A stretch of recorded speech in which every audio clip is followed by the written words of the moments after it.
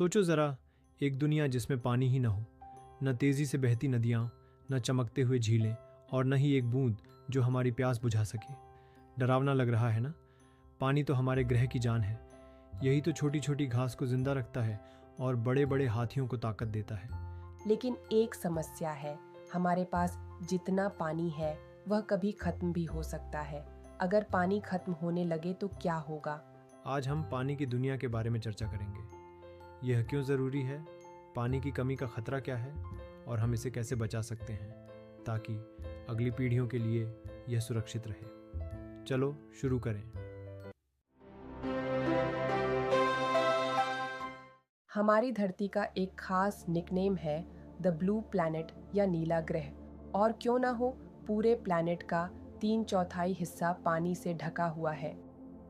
लेकिन ये बात समझने वाली है, इस पानी का ज़्यादा हिस्सा सॉल्टी सी वाटर है जो हमारे लिए डायरेक्टली काम का नहीं है, न पीने के लिए और न खेती के लिए। सोचो, तुम्हारे पास एक बड़ा सा जार है जो कलरफुल कैंडीज से भरा हुआ है। ज़्यादा कैंडीज रेड वाली हैं जो तुम्हें पसंद नहीं, सिर्फ थोड़ी सी कैंडीज तुम्हारी फेवरेट ब्लू वाली हैं। रेड कैंडीज तो सॉल्ट वाटर जैसे हैं, बहुत सारी, लेकिन काम की नहीं। ब्लू कैंडीज फ्रेश वाटर जैसे हैं, काम की हैं पर कम मिलती हैं। अब तुम सोचोगे, अगर पानी बारिश और नदियों के साइकिल के साथ हमेशा रिन्यू होता रहता है तो यह खत्म कैसे हो सकता है? बढ़िया सवाल। प्रॉब्लम पानी के साइकिल में नहीं, प्रॉब्लम हम में है। हमारी पॉपुलेशन बढ़ती जा रही है और पानी का यूज़ भी। हम उसे वेस्ट करते हैं, पोल्यूट करते हैं और सबको बराबर मात्रा में भी नहीं मिलता। यह सब मिलके पानी की कमी का बड़ा रीज़न बनते हैं। चलो इन चैलेंजेस को और डिटेल में समझते हैं। भारत अपना सुंदर और अलग अलग कल्चर वाला देश, बहुत सारे लोगों का घर है और जितने ज़्यादा लोग उतनी ही ज़्यादा पानी की ज़रूरत, सिर्फ पीने के लिए नहीं बल्कि खाना उगाने के लिए भी। सोचो, एक फैमिली के 4 लोग एक ही ग्लास पानी शेयर कर रहे हैं, कैसे चलेगा? यही हालत हमारे फ्रेश वाटर रिसोर्सेज की है। ज़्यादा पॉपुलेशन की ज़्यादा डिमांड को पूरा करने के चक्कर में हम अपने पानी को ओवर यूज़ कर रहे हैं। किसान ज़्यादा अनाज उगाने के लिए सिंचाई में बहुत पानी लगा देते हैं। इससे ग्राउंड वाटर का लेवल गिरता जा रहा है। समझ लो, जैसे आप बचत के सब पैसे एक साथ खर्च कर दो।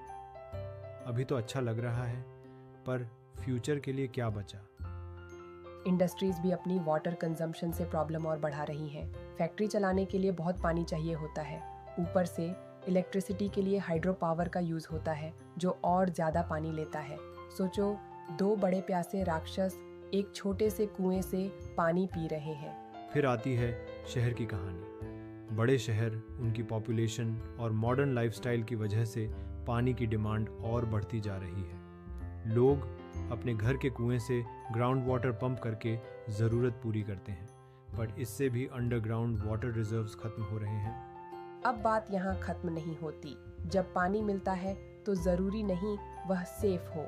इंडस्ट्रीज का पोल्यूशन, सीवेज और केमिकल्स नदियाँ और लेक्स को विषैला करते हैं। सोचो, एक ग्लास पानी में विष पॉइजन का पिंच मिला हो, पीना पसंद करोगे? बिल्कुल नहीं। दोस्तों, पानी की कमी एक कॉम्प्लेक्स प्रॉब्लम है जिसमें कई चीज़ें जुड़ी हुई हैं, लेकिन चिंता मत करो, मिलकर हम इस प्रेशियस रिसोर्स को सेव और मैनेज कर सकते हैं।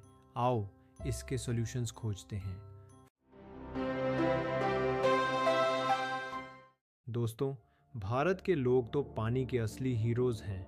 हमारे पुरखे पानी की हर बूंद को समझते थे और उसे सेव करते थे। हिमालय में उन्होंने एकदम मस्त चैनल्स बनाए थे जिन्हें गर्ल्स और कूल्स बोलते हैं। समझ लो, ये एक तरह के नेचुरल वाटर स्लाइड्स हैं। गुल्स छोटी चैनल्स हैं जो फील्ड्स तक पानी ले जाती हैं और कुल्स बड़ी हैं, पूरे गांव के लिए पानी प्रोवाइड करती हैं। मस्त आइडिया है ना? अब राजस्थान का सीन देखो। वहाँ के लोगों ने खादिन्स बनाई थी जो बारिश का पानी कलेक्ट करके ज़मीन में सोख कर लेती थी। और क्या तुमने कभी बावड़ी देखी है? ये सुंदर स्टेपवेल्स हैं जो रेन वाटर को स्टोर करते हैं। स्टेप्स की वजह से लोग पानी तक तब भी पहुंच जाते थे जब लेवल लो हो जाता था। स्मार्ट थिंकिंग, है ना? आज के ज़माने का एक बेस्ट और सिंपल आइडिया है रूफटॉप रेन वाटर हार्वेस्टिंग। समझ लो, यह पानी का पिगी बैंक है। बारिश आई तो पानी को वेस्ट होने के बजाय रूफटॉप से कलेक्ट करके अंडरग्राउंड टैंक्स में स्टोर कर लो। ये पानी ड्रिंकिंग, वॉशिंग और प्लांट्स के लिए यूज़ हो सकता है। तमिलनाडु में तो ये हर घर के लिए कंपलसरी है, और शिलोंग जहाँ बारिश बहुत होती है वहाँ काफ़ी पानी रूफटॉप से मिलता है। तुम भी एक वाटर हीरो बन सकते हो। लीकिंग टैप्स को फिक्स करो, जब ब्रश करते हो तो नल बंद करना मत भूलो, और अपने घर पे रेन वाटर हार्वेस्टिंग सिस्टम या वर्षा जल संचयन प्रणाली लगवाओ। छोटी छोटी चीज़ें करने से भी बहुत बड़ा फर्क पड़ता है। चलो मिलके पानी की हर बूंद को बचाते हैं। सोचो, एक डैम एकदम बड़े से दीवार की तरह होता है जो नदी पर बनाया जाता है और पानी का एक समंदर अपने पीछे रोक के रखता है। और ये पानी बस वैसे ही नहीं रुकता, ये काम करता है। ये खेतों को पानी देता है, बिजली बनाता है और फ्लड बाढ़ से हमें बचाता है। इंडिया में ऐसे बहुत सारे डैम हैं जिन्हें मल्टीपर्पज़ प्रोजेक्ट्स कहते हैं। इन्होंने हमारी ज़मीन को बदल दिया और विकास में मदद की है। पर बात यह है कि हर अच्छी चीज़ के साथ कुछ मुश्किलें भी आती हैं। डैम के साथ भी वही बात है। एक बड़ा डैम बनाने का मतलब है बहुत सारी ज़मीन को पानी में डुबोना।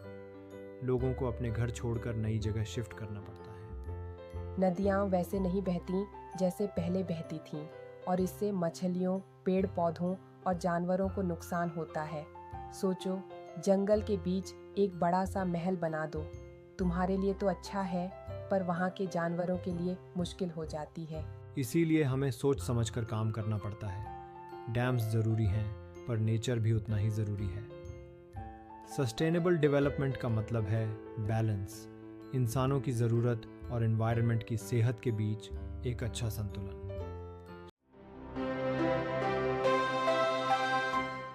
पानी जिंदगी है, पर सोचो क्या होगा जब पानी कम पड़ने लगे। तब शुरू होती है लड़ाई। कभी कभी तो यह लड़ाई इतनी बढ़ जाती है कि अपने ही देश के स्टेट्स के बीच तक झगड़े होने लगते हैं। सोचो, दो परिवार एक ही नल से पानी लेते हैं। अगर एक परिवार ज्यादा पानी ले ले तो दूसरे को सिर्फ बूंद बूंद मिलती है, या कभी कुछ भी नहीं। अब इसे और बड़ा सोचो, स्टेट्स जो एक नदी का पानी शेयर करते हैं। अगर एक स्टेट ज्यादा पानी ले तो बाकी स्टेट्स को मुश्किल होती है और झगड़े शुरू हो जाते हैं। इन पानी के झगड़ों को सुलझाना टीम वर्क से ही होगा। स्टेट्स को बैठकर बात करनी होगी और एक फेयर सॉल्यूशन निकालना होगा। आखिर हम एक देश हैं और पानी को बराबर बांटना सबकी भलाई के लिए ज़रूरी है।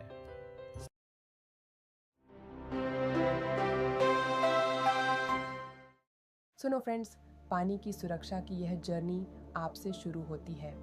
हाँ, आपके साथ। समस्या को समझो, समझदारी से काम करो और मिलजुल कर काम करो, ताकि एक एक बूंद के असली मायने समझ में आए। आप नए ज़माने के हीरो, हमारे प्लेनेट का फ्यूचर हो। पानी बचाने के बारे में सीखो और अपने दोस्तों को भी सिखाओ। सिर्फ बातें मत करो, खुद बदलाव बन जाओ।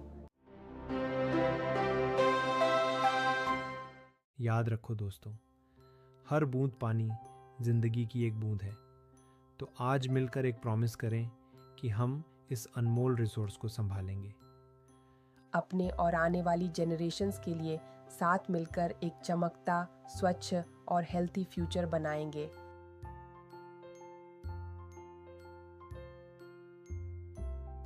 Got any questions? Ask in the comments below. We are here to help. Subscribe for more. And let's keep learning together. That's a wrap. Now go out there and amaze the world with what you've learned.